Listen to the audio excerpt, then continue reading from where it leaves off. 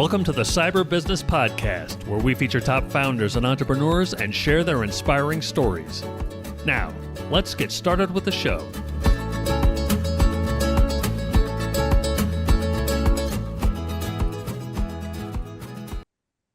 Matthew Connor here, host of the Cyber Business Podcast, where we feature successful business leaders, authors, and more.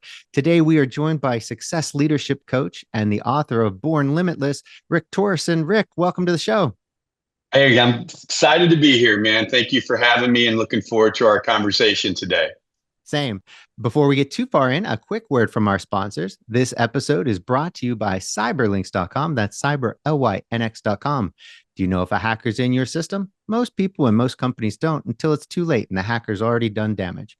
A hacker's job is to bypass your security, so companies need a way of knowing when someone's gotten past their security. That's where Cyberlink's intrusion detection comes in.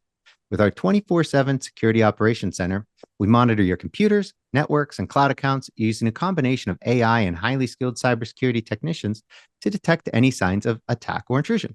So if a bad guy gets past your security, we'll know right away and be able to kick them out. Find out more at cyberlinks.com. That's cyberlynx.com. And now back to our show. All right, Rick. Yes, sir. I got to tell you, love the book. Okay. This was really fantastic. You hit on so many great ideas and topics that I have kind of gone through myself, and I think a lot of people kind of struggle with. And I think I'm one of those people who really embraces self-reflection and self-help.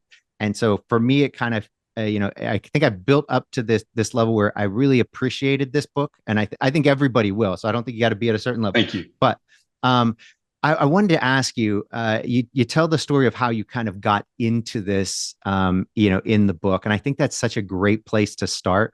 Kind of your background. Would you mind sharing that? Kind of your origin story, if you will. That'd be awesome. I'd be honored to share that with you, Beth. So I want to flip the script real quick before we get into this.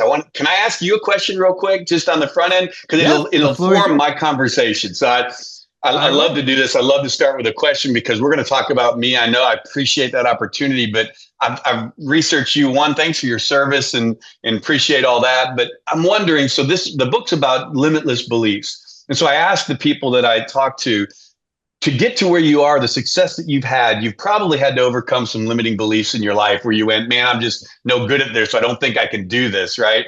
I'm curious, briefly, what is your number one limiting belief, before I get into my story, that you had to overcome that got you to the success and significance that you're living in today? Is there anything you can think of that stands out?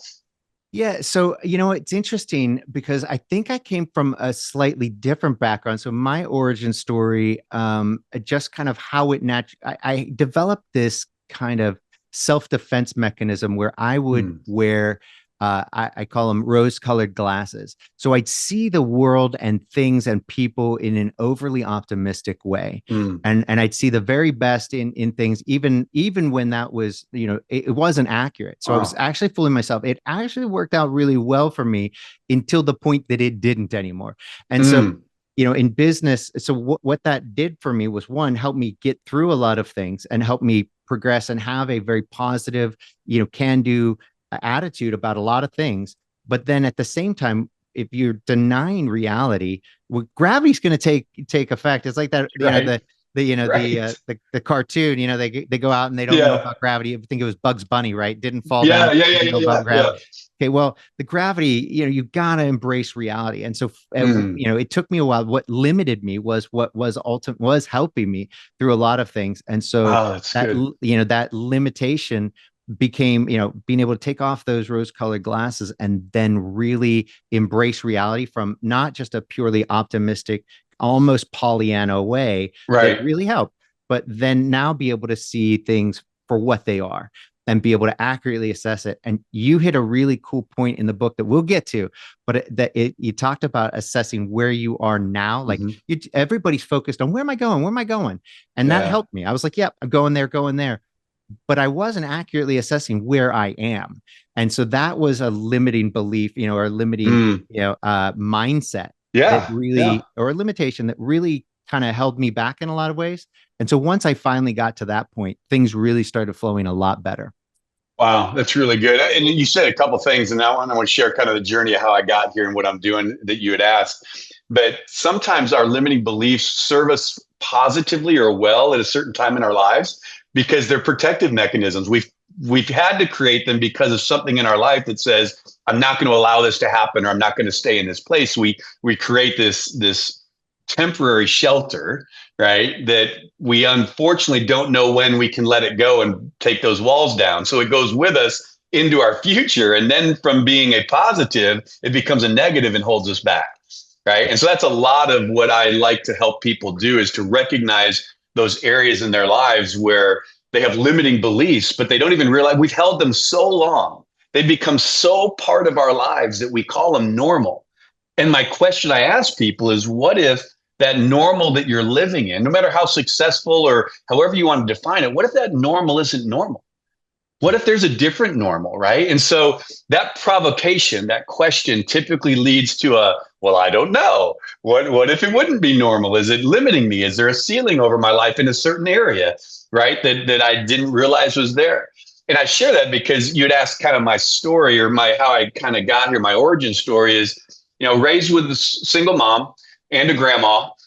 And then I had an uncle in the picture that was a hippie. So I'm 60 years old. So I born in mid 60s, right? And my dad, my birth father, left my mom. They were living in California when I was born. But here's the thing. So, and I share this because this created limiting beliefs for me that I didn't realize I had. And it was someone who asked me some very provoking questions that caused me to start working through it, which is why I got here. So my mom was with this guy in California, weren't married. She actually had 3 kids before me. She had 2 abortions and 1 adoption. This is in the early 60s. Like, this wasn't what happened, right? This wasn't anywhere in that world.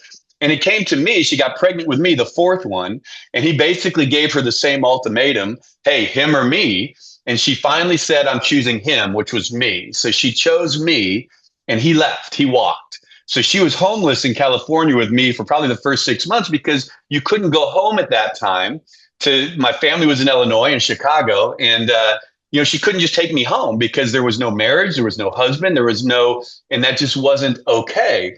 But her dad got sick with cancer, my grandfather, and was dying, and she wanted to see him. So she takes me home and tells a story, and her mom knows, but her dad doesn't, and anyways, he ends up passing, and then I get raised by my grandmother, my mom, and then my mom's brother, my uncle, come into the picture. And he's a hippie, great guy, amazing impact in my life, but different world, right? So I'm living with them. I'm growing up. I don't know any better. This is just kind of how life is. But I'm a latchkey kid before there's latchkeys. My mom's working 2 jobs. My gram's working. So I had to come home from school, lock the door till they got home, took care of myself. So I had this very self-dependent, independent, if I want something, I've got to go get it. I've got to take care of it. Then about 7 years old, there was a situation with a babysitter where I was abused by the babysitter. I share all that because at that time, no one knew. I never told anyone. It was just, I don't want to minimize it, but it was a period in my life. And I was very young, so didn't quite understand it. But I share that because those things marked me. I didn't know they were marking me at the time, but they were marking me. They were marking the lenses by which I viewed the world. We all view the world through lenses, right? And those lenses are a makeup of our past experiences, good and bad.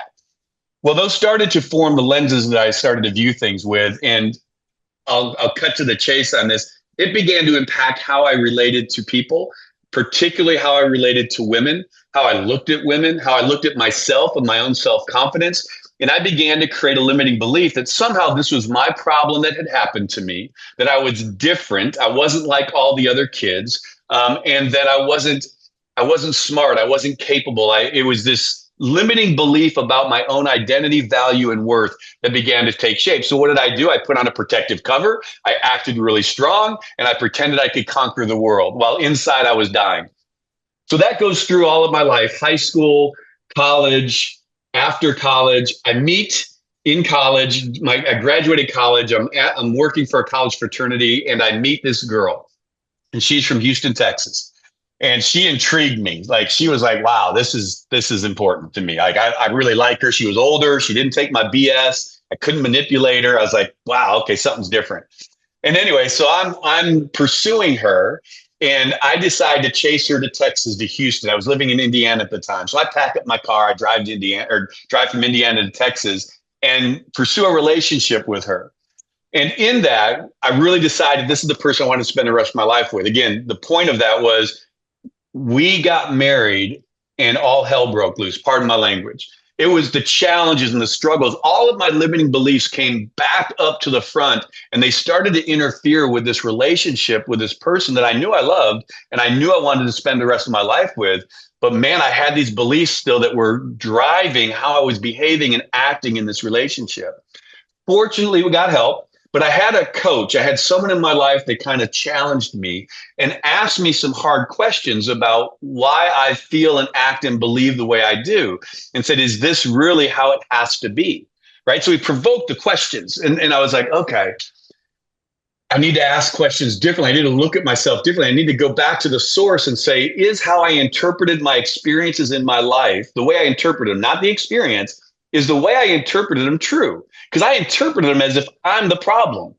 I'm a mistake. I'm not smart. The interpretation of the experience actually created a belief that caused my behaviors that led to my outcomes. Right. And so that's the framework of the book, of the framework of my coaching. The framework of what I do is understanding that all of our outcomes come from a behavior, an action. All of our actions come from a belief system. All of our beliefs come from an interpretation of experiences in our lives. If we want to change the outcome, which I wanted to change with my wife, I don't want to be this way. So we go to counseling. I just try to change my behaviors, act better, be better, think better, do better. So my will is strong. So I did better for a while, ended up back in the pit. I was like, why am I still cycling around this mountain and not getting free? And I realized I wasn't dealing with the beliefs that were driving my behaviors. So I say all that to say that there's so many stories in there of my own life. And in the book, I tell a lot of these stories, these personal stories. But I realized that I received freedom. I still walk in. There's still limiting beliefs I recognize I have. I think we always will throughout our lives, in areas of our lives. But I started to say, okay, how can I help other people understand that it's not just changing a behavior, but you've got to grab the belief that drives that behavior if you want true transformation. So, man, that's a long answer. I spent a lot of time right there, but that's what drives me. That's my passion.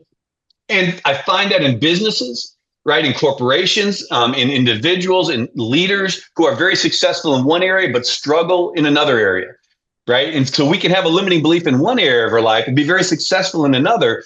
But the problem is they bleed into each other. And so we're not ultimately as successful as we can be holistically because we haven't identified that. We just ignore that.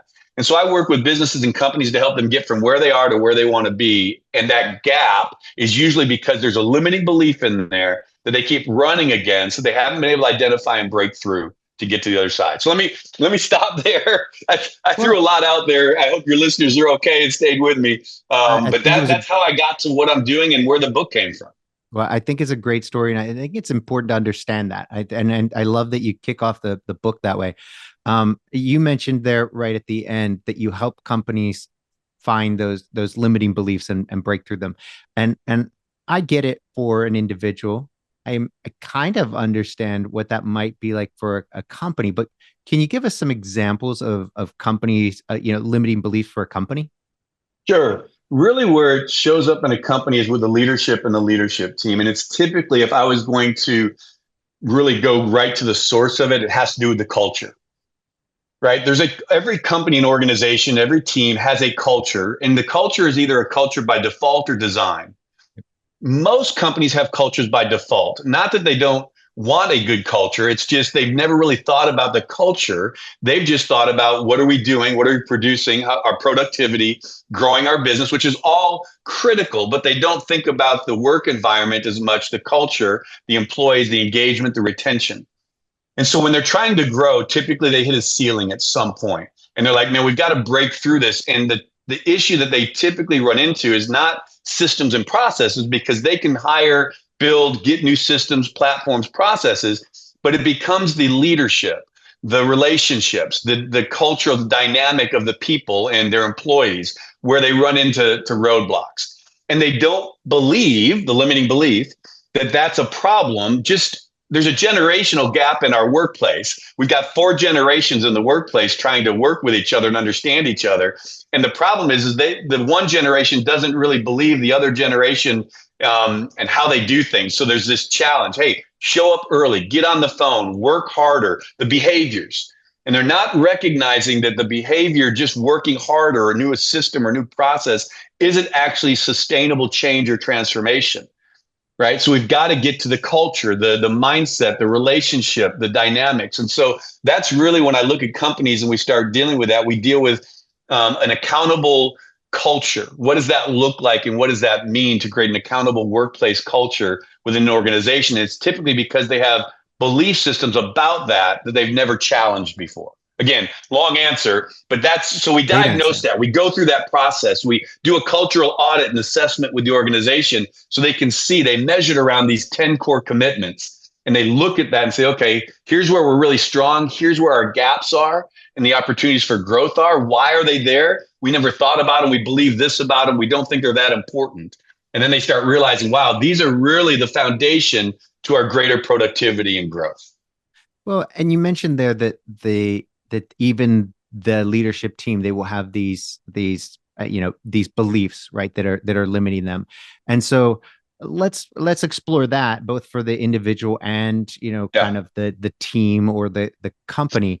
So first of all, you actually had a really good example, and it was the timing was ridiculous. As I was reading your book last night, and it took me a long time to finally get to this point, but I just finally got readers literally last night. I kid you not. I was waiting for them to come in. They finally came in, and my thinking was, hey, look, I don't want to just get the drugstore $10 ones. I'll lose them. So let me get something nice that I'll take better care of and I'll keep track of. So I kid you not, I put them on. Just yours was the first thing that I read with them on. And in the book, you know where I'm going with this. You talk about, and it was so funny how it was just apropos. The entire thing was that, I hadn't realized how my vision had changed over it. And I look at my watch and I'm like, and it looked fine-ish, right? And then I put them on, I'm like, crap. I can't believe. And then I was like, oh, reading was so much easier. And I didn't even realize how hard I was struggling. And I would just get, my eyes would get tired from reading. I figured, what, it's because you're doing it late at night and you're tired. Go to sleep, cut yourself some slack. Right. It was not. It was my vision. Your vision, over time gotten to that place, and that's where it was. And then once we put those glasses on and saw things differently, it was really profound. And so it was funny to see that in your book. I was like, just funny. Very, it's so interesting. So going to that, how does one get, so it's easy to see when you put on glasses, oh, wow, night and day. But in the real world, for a real human being, how do you get those, that sort of aha moment? How do you see those limiting beliefs? How do you even identify them, let alone get past them?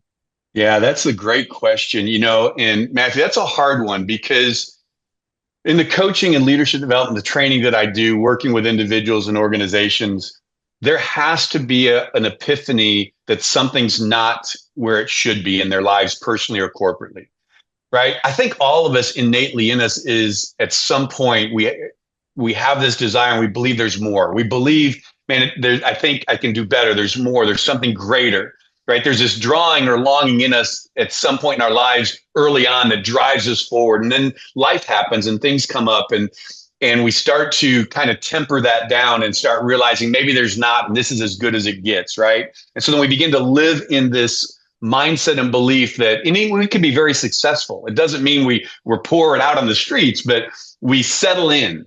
Right. It's like going around that scenic overlook in the mountain. Right. And if you've ever been in the mountains and you're driving, you get to it. I love going through the mountains. I used to go through the Blue Ridge Mountains. It's in the book as well. And I talk about stopping in an overlook, and you get out of your car and you go, man, this is beautiful. Right. This is amazing. And what do we do in our lives and our businesses and stuff is this is so good. I've made it here. Is we settle in, we build camp up, we put the carpet down, we got the recliner, put the pictures on the wall and say, wow. And we don't realize that another mile around the corner, up the mountain is another scenic overlook that's so much more amazing. That's right there. And we never get to it because we've settled in and said, this must be all there is. So the challenge that I have in this for people is they have to have something that provokes them to ask a question, is this all there is? Or what's keeping me? I feel like there's more, I've hit my head against this wall so many times, and I don't know why I can't break through. And instead of just settling in, they've got to have somewhere where they're going, I need to figure this out. And that has to happen first, right? So when that happens, then we can go in and begin to ask the questions about what their vision is, what's the destination, what's the desire you're trying to reach, right? Where's your current reality? So here's your desire, your goal. This is what you're saying, but you're not able to reach it. For whatever reason, you're trying to hit that destination. Here's my current reality. So now we've identified the gap. Now, how do we build the bridge between where we are and where we want to be? So as we go through that process, we tap into motivation. Why do you want to achieve it, right? What's going to be the benefit if you do? What's the cost if you don't? What's the resources you have? But here's the part in the coaching and process that I go through in this framework is, what's the roadblocks? What's keeping you internally and externally, what you can't control and what you can control, to actually achieve that? It's when we start talking about roadblocks that we start getting into this idea of these limiting beliefs where we go, man, I didn't even know that was there. It's the eyesight, right? The click, click, click. And they're going, hey, better this way or this way. And you don't realize it. And all of a sudden they click them all together and they put them in front of you and say, read that. And you're like, in the book I get, it's like, oh, I was blind and now I can see. The minute they can see, the minute you can you take their glasses and you clean those lenses from those past experiences and you clean them a little bit, it's like, oh my goodness, this is possible. I can do this. I see this now. I see what was in my way. Right? Here's something that we've struggled with is a lot of times we allow our past experiences, good, bad, and ugly, to shape and limit our future. See, our past was never meant to define our future. It was meant to inform it and refine it, but not define it. And so when we let the past, which becomes the lenses by which we see our future, I tell people, put your hand like this, right? And so if you've got your hands in front of your face, those that aren't seeing this, I put my fingers spread out in front of my face. I look forward. I can see forward just fine, but there's a lot of things in the way. This process of cleaning those lenses, of moving those fingers, and all of a sudden you have a clear line of sight, becomes very powerful in motivation to help people see that is possible. I can get there. And then the question is, how do I do it? What do I do? How do we get there? What new behaviors do I need to begin to implement or put in place to actually execute to achieve and reach that destination? I don't know if that answers your question, but that's kind of the process. I think it does. And I think it raises some other interesting, questions. So let's take a person and I think it's safe to say that everybody, when you say success, I think that there is a couple general things that everybody would really like. They would like for their life to be happy and right. So that, and that applies to a lot of things, but in general, people want to be happy, right? They want to be safe. And part of that safety and happiness, I think we often attribute that to, I want to have, be, abundantly wealthy, right? So monetarily have a lot of money, be kind of independently wealthy, let's say, right? So I think for most people, if you said, hey, if your life was super happy, you had great relationships and you had all the money you could want, would you consider that success? I think most people would be like, yeah, I mean, the things I could do with that, I could save lives, I could make the world a better place, whatever their other definitions of success are. I think those two things for most people would probably be right there. And I think we could all generally agree that's probably people's vision of success. If you're happy and you've got, wealth in all areas of your life, you're pretty successful. Okay. So if that's the general idea, then I think the interesting part is, one, is that possible for everybody? Do you so let's start with that. Is that let's just be brutally honest. Right? Yeah. Is that possible for everybody? Absolutely. It has to be, or it's not possible for anybody. It either has to be possible for everybody or it's not possible for anybody. The issue is not, is it possible? The issue is what's keeping us from living it, experiencing it, realizing it, and believing that it's possible. So I can tell you, Matthew, or any of your listeners, I say, it's possible. And you may go, no, it's not. I've tried. I've lived this life for 40 years. I always come to this place. This is what I get. This is where I am. I've been there, done that. And I say, okay, that may be true, but what if it's not? What if you're actually believing something that's driving your actions that are causing you to sabotage yourself to actually realize that that is possible? Right. So I think a huge challenge for a lot of people, and this kind of goes back to who was it who said, "Show me your 5 friends, and I'll show you your future." Mm-hmm. Right? It might have been a Ziegler or Jim Rohn, one of those guys. I think said that. Yep. It's kind of like that. So it's the same thing. If somebody who their entire world they grew up in poverty, all they've ever seen is poverty, then how do you get past that? I know that's a monumental limiting belief because it's the reality that you've seen. And I think there's a solution here. And I'm kind of curious, how do you help somebody go from my reality is such, all I've ever seen is poverty, and you're telling me that I can have this almost unimaginable wealth? I've heard about it, I've seen it on TV. It's fictitious in your mind. It's not real. Yeah. So how do you, because for sure, I think everybody can agree that's a limiting belief. That is a clear limiting belief. We know people, have been successful. We know there are lots of people with lots of money on the planet, but there are far more people without money on the planet. So how do you take somebody whose reality is such and break through that and be like, well, that is your reality, but this is what it could be. How do you do that? How do you, how do people do that for themselves? That's really great. And I don't know if there's a simple, easy answer, right? I think for me, the way I would approach that is the definition of success, right? I think helping people redefine, because we all have definitions that drive us, definitions of words and terms and identities and things and based on that definition, it causes us to believe and behave a certain way about something, right? And so in working with someone who maybe grew up in poverty, and we're saying you don't have to have that poverty mindset. The challenge we've got to be careful of is we don't redefine the poverty mindset based on a wealth mindset or a prosperity mindset that says when you get a certain amount of money, life will be okay. Yeah. So the reality is money is not going to change or solve anything if we don't change or solve the belief inside and what that belief is doing to me. So the goal can't be if I can get out of poverty, what that means is I'm going to make X amount of dollars. It's never enough. If I don't change the mindset that poverty isn't about money, it's about a belief, right? It's about an experience. It's about, and those are true and real. And we have to acknowledge those. And the feelings that come with poverty or whatever it is that we're struggling with are true. And well, let me say this, they're not necessarily true, but they're real. Yeah, good point. Here's the challenge we've got to do is acknowledge the feeling and the emotion that's real, but challenge the truth. Is that all there is? Is that what life is defined by? Is that may be all you've experienced, but they can see across the bridge and say, wait, there's other people experiencing something different, but that's not my life. And I say, absolutely. And you don't want that as your life. You want the best of your life. So what does the best for your life? What does your createdness, your limitless life look like for you? Not based on the definitions of what it looks like or someone else, because now we're striving for something that isn't necessarily who we are, how we're wired, how we're created, or what our future could or should look like. So we got to deal with this and reset what we believe and how we're defining our future. Well, so what they're really after, you said happy, safe. Money doesn't give you happiness or safety. It may feel like it does. And it gives a materialistic, but it's short-term. And we always have to have money to feel happy or safe. And then when is enough money going to keep us happy and safe? So can I be happy and safe without money being the driver or material possession being the driver? And I believe you can be. And I believe money is a byproduct. Wealth, possessions, whatever it is we're after are byproducts of the mindset and the life that we live of owning who we are created to be. I'm a faith person, so you might hear a lot of inside of me is a lot that comes out of from this faith perspective.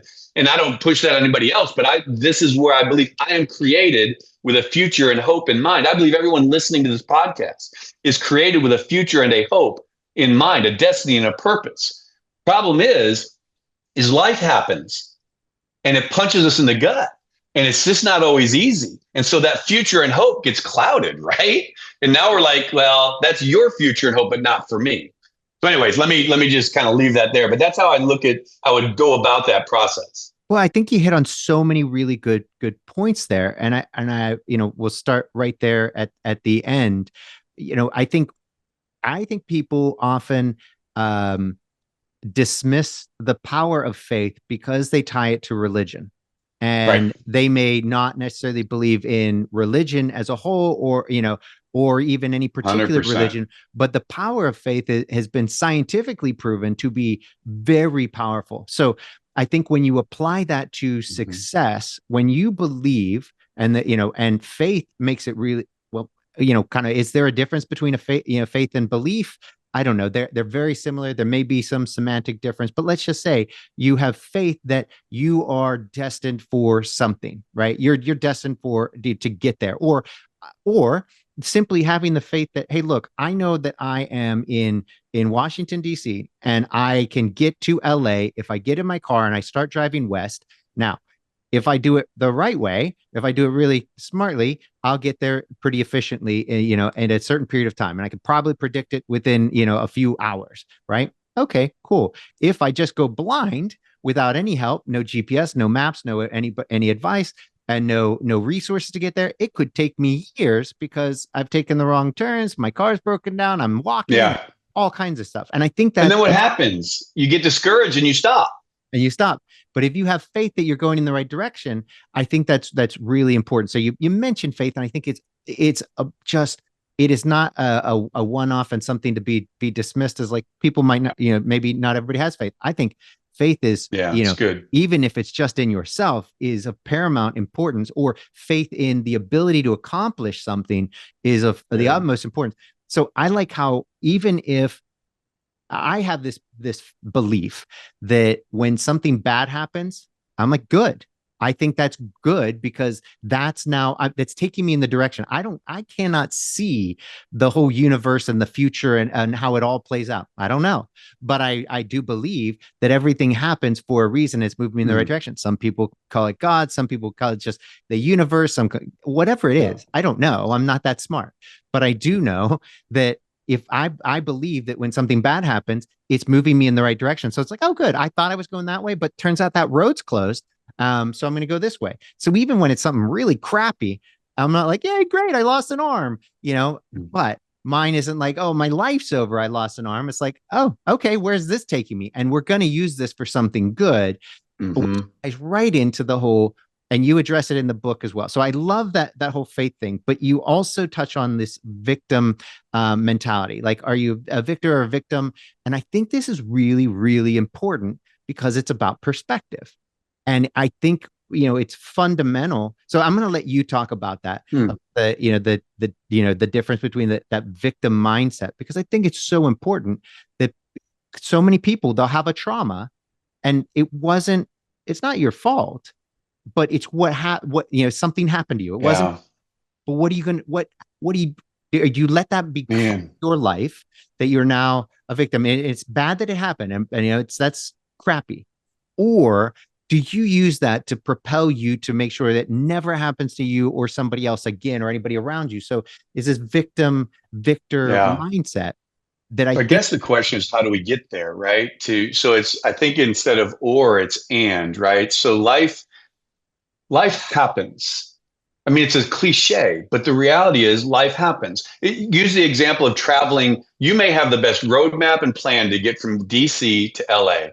You know the route you're going to take. You have the gas, the money, the resource, the time, and in a normal life, normal journey, it's going to take me 3 days or whatever to get there, right? Just regular travel speed, all that. So we go on our way. What we can't foresee is an accident on the road, a road that's shut down, right? Something that happens that's beyond our control, that impacts the environment or circumstances of our journey and ripples into our lives, and now creates and causes something we were not thinking, expecting, or understanding. But it has now caused us to be off track of what we thought, what we hoped, what we dreamed. The challenge we've got to decide in that moment is there's a lot of things we have to think through, right? And are we able to reroute and believe that this has happened? But what is rerouting? It's the GPS. when your GPS puts you through a place and it says traffic's coming, typically you'll hear your GPS say rerouting, right? And so it's saying we're not going to sit in this. We're going to move past and around it to get back on track. The challenge that many of us has is we don't understand or know how to reroute or what rerouting looks like. So we have life happen. Here's the thing is life happens to all of us. The difference happens when we interpret and define what happened. If I interpret and define what happened as somehow I'm at fault, and when we do it on our own in our own head, we are all wired to listen. When you start chasing rabbits in your head, we don't chase them to the happy ever after. We typically chase rabbits to the worst case scenario, and they just spiral into this pit. It seems to be just naturally how we think about things.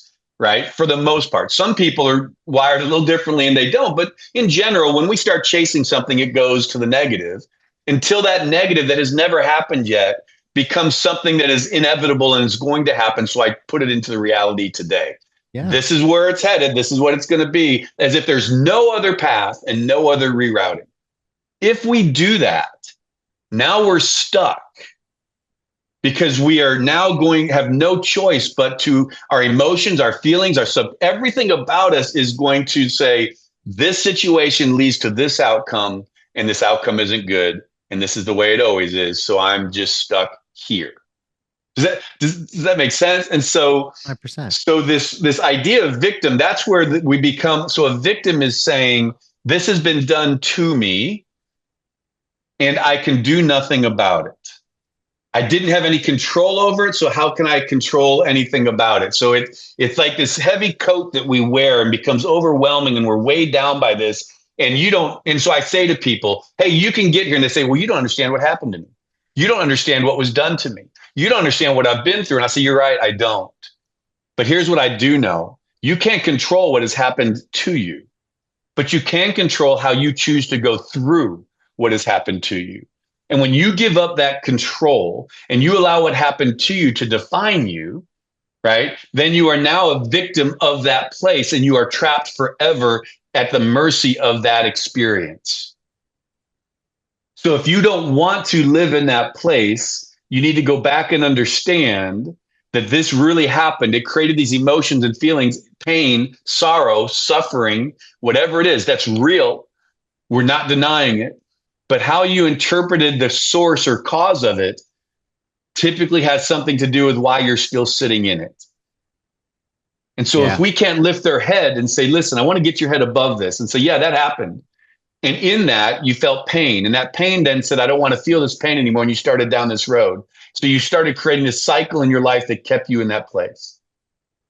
Well, and I think that ties beautifully into comfort zones, which kind of brings it back to, you start off the book talking about it, and our conversation kind of went further and then came back. And I think it's so important because people, I think humans naturally want to be comfortable. And some will call it lazy, but I think it really comes down to comfort. Nobody wants to struggle, but you can't build a muscle without struggling to build it. You cannot get stronger if you don't struggle to get stronger. So how do people get out of their comfort zone? Yeah. How do you get people to want to get out of the comfort zones? Because they're like, it's comfortable here. Going, kind of like it's beautiful, scenic view. I'll stop here. And I think that happens a lot. And you're looking at today, the people today, even the poor, very poor people in the United States have such an amazing life, quality of life compared to, say, 200 years ago. They're living like very wealthy people did with this technology, the comforts, even though they're very poor in by US standards. So I think it's easy when you're living in a place where, you can get those basic, comforts, and, but that's good enough. Money's not the where you get happiness. Money's the root of all evil. And so I'm comfortable here, but now you've stuck yourself, in this belief that, and because you can find enough comfort, if you will.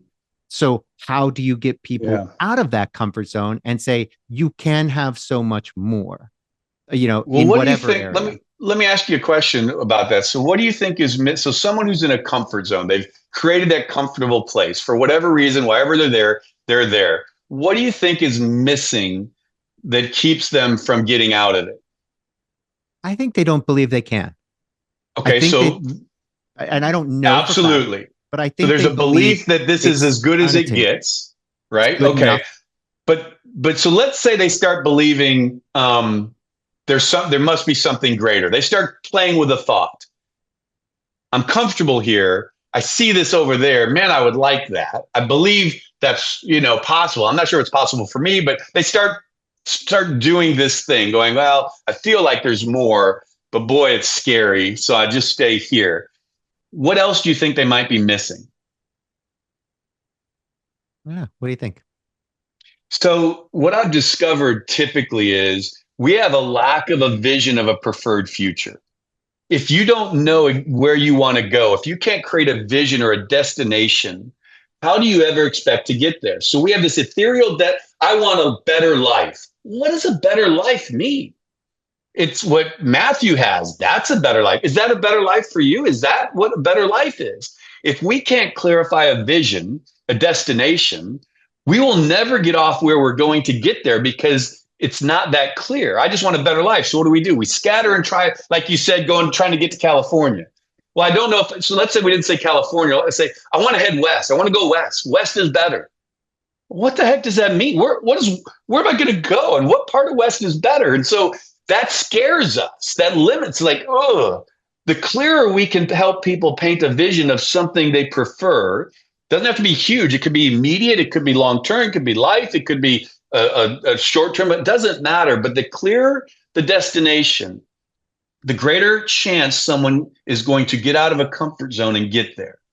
But if we don't have a clear destination of a preferred desire or future, and an understanding of the motivation of why we want to get there, because motivations are feelings and emotions, and they're powerful. So if we can create a feeling and emotion about a desired place, the chance of us getting there become much higher. It's the GPS. I'm going to give you real quick. So there's the GPS. So I'm in Houston, Texas. We have 4,000 Mexican restaurants, right? So I want to go to the best Mexican restaurant in Houston. So I put in the GPS, best Mexican restaurant.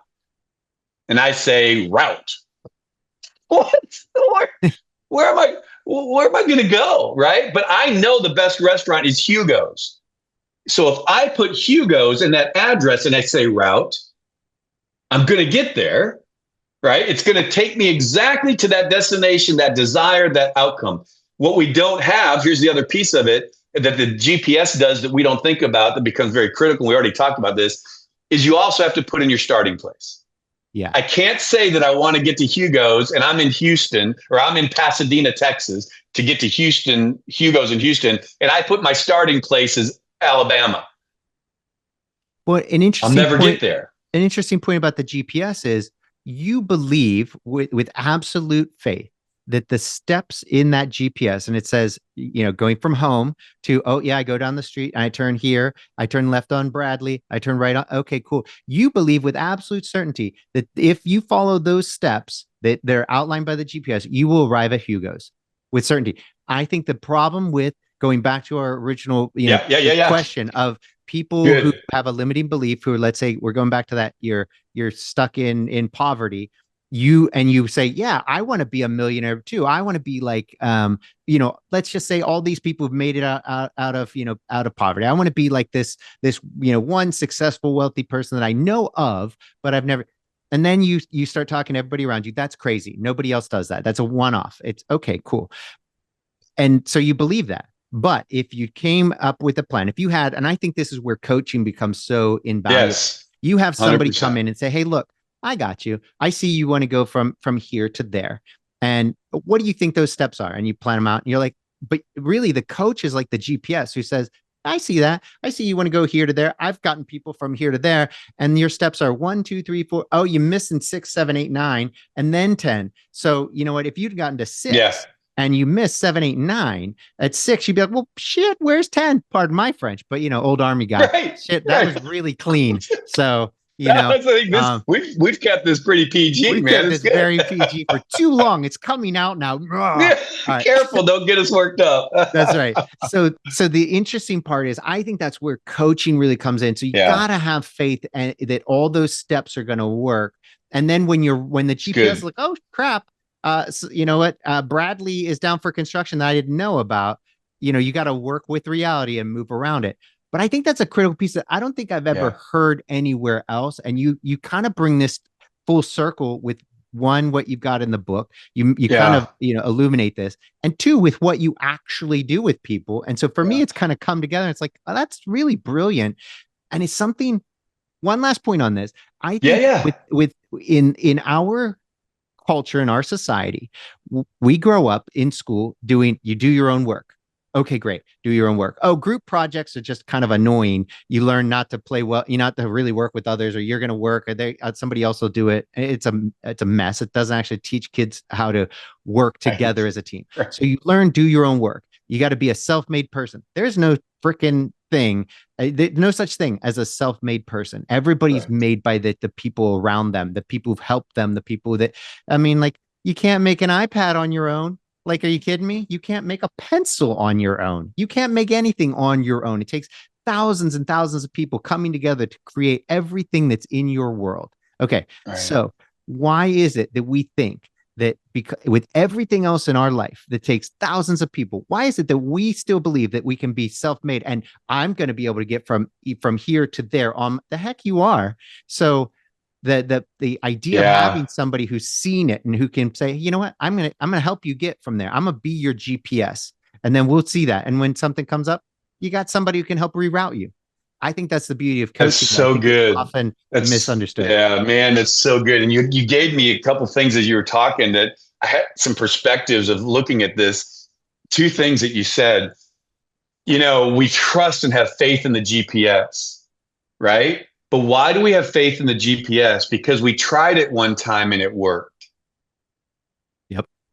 So the reason a lot of us don't get started and do this because we've never had the courage to try it one time to see if it works, or we've tried it on our own. Goes back to what you said.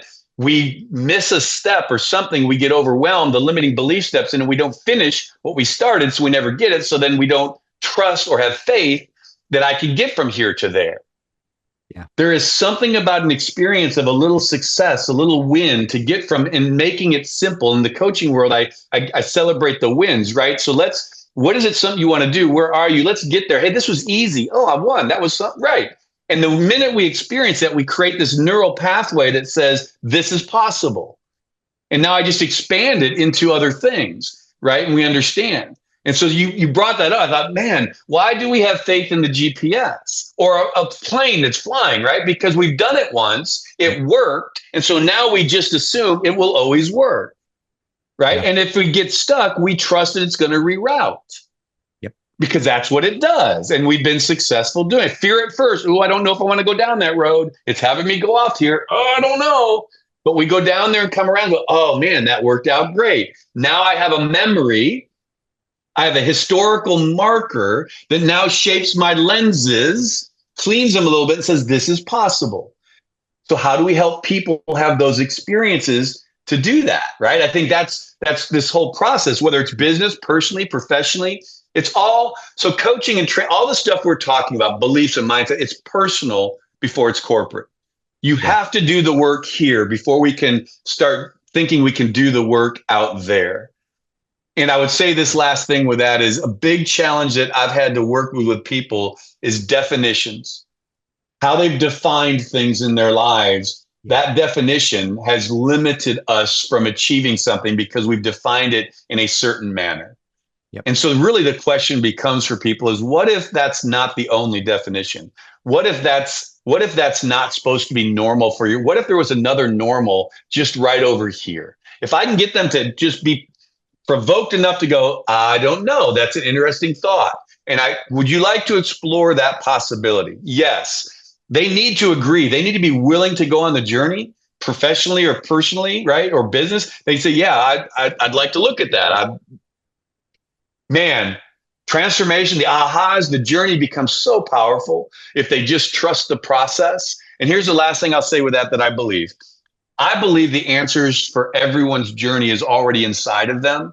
What we miss is that person to come alongside them, not telling them what to do because then they don't own it, but to ask them powerful questions that it causes them to look in to the resources, the intelligence, the experiences, the wisdom that's already in. Every person that's listening has everything they need inside of them to reach this next place in their life, whatever that looks like, not stuff. When I say we're created for more, I don't mean stuff and things. I mean influence and impact. Stuff and things come when we live in our influence and impact, our vision and our values. The stuff comes, right? And so if that's true, then how do we ask powerful questions to get them to reach inside their own experiences in life to then help them execute and pull that out and build their journey?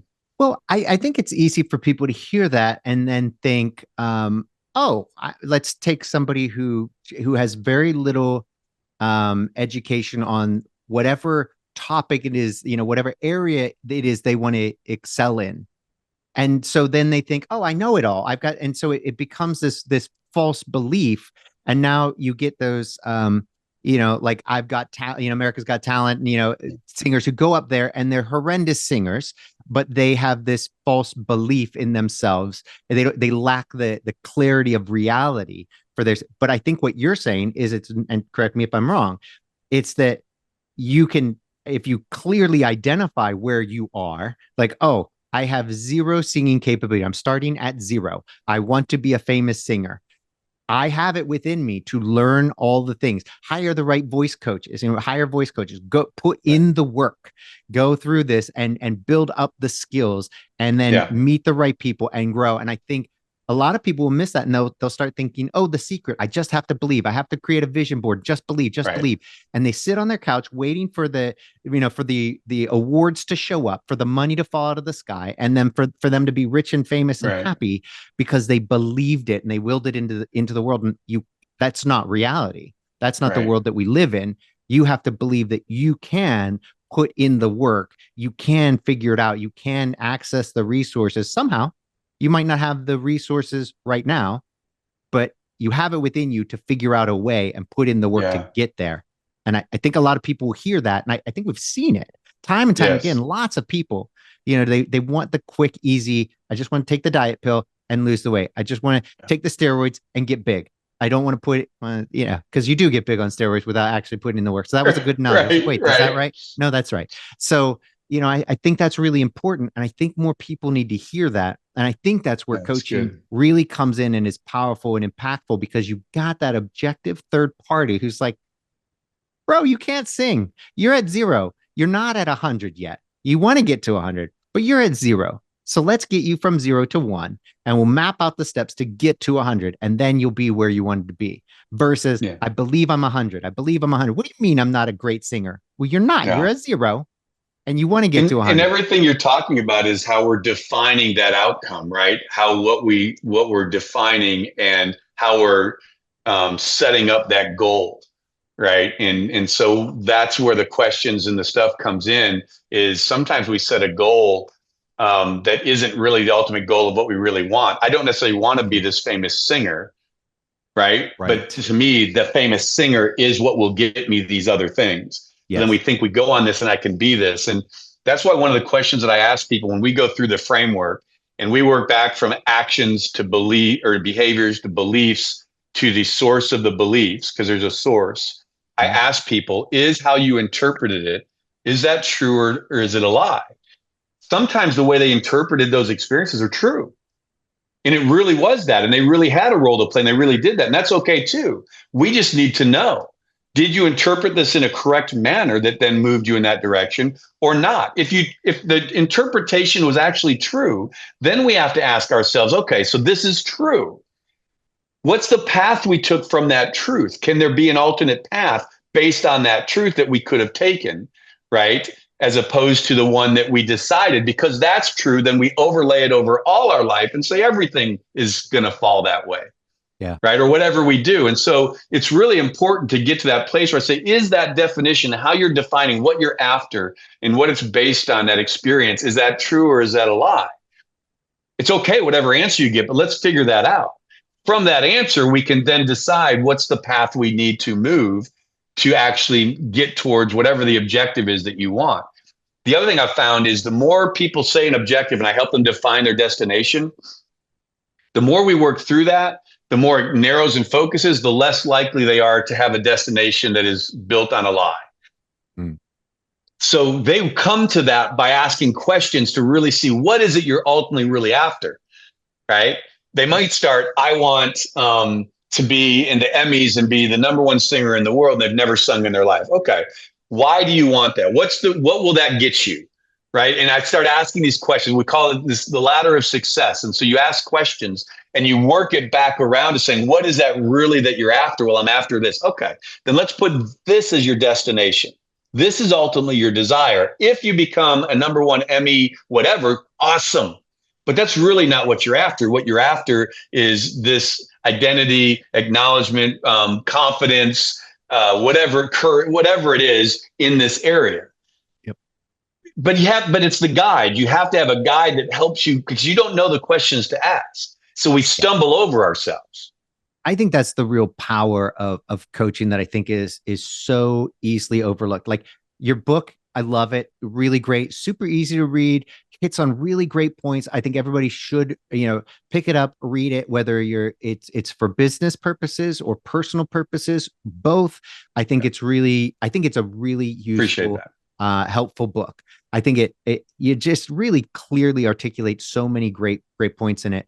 And then I'm struck by the fact that I think I'm in the minority when it comes to, I like digging into my own shit, if you will, right? Like again, with the old Army stuff, but I enjoy the discomfort in it because I know it's what propels me to grow. And I know that other people aren't that way. And I've seen it over the course of years, the effect that it's had on my life versus the others around me where they weren't. I'm like, just put in the work, just actually look inside, and they'll spend years and years in therapy and they learn all the vocabulary and they speak with such, therapized words, and they can identify all these things. And that's where it ends. It's like you spent, tens of thousands of dollars for this vocabulary, but you've not internalized, you've not gone in and actually done the work and improved, whatever that situation was, whatever it is. That's so good. And so what I love about what you're doing here with the combination of the book and the coaching is, I think for most people, let's just say you're a busy professional. Cool. If it comes down to purely maximizing your time and your output, right, and being efficient with it, not wasting, because you could spend years trying to get to where a coach could say, hey, look, I see as an objective third party, this is what I do all day, every day, and I can get you there. We'll ask the tough questions. And instead of you spending 3 years, maybe making a little progress, kind of like in the gym where you might not push yourself because you don't really want, but you got a personal trainer who's in there like push, push, push. Now you're getting a good workout. So I think it's the same thing with what you're doing with people is you can push them very quickly and efficiently, and they're not going to do it for themselves because people don't like to be uncomfortable. They want the outcome, but they don't want the discomfort. But you know what? If I got somebody who's there, who's helping me, and we're going to do that, we're just going to knock this out real fast. Let's do it. And Matthew, I think people, I don't know that they don't like the discomfort. The discomfort's not tied to a tangible objective.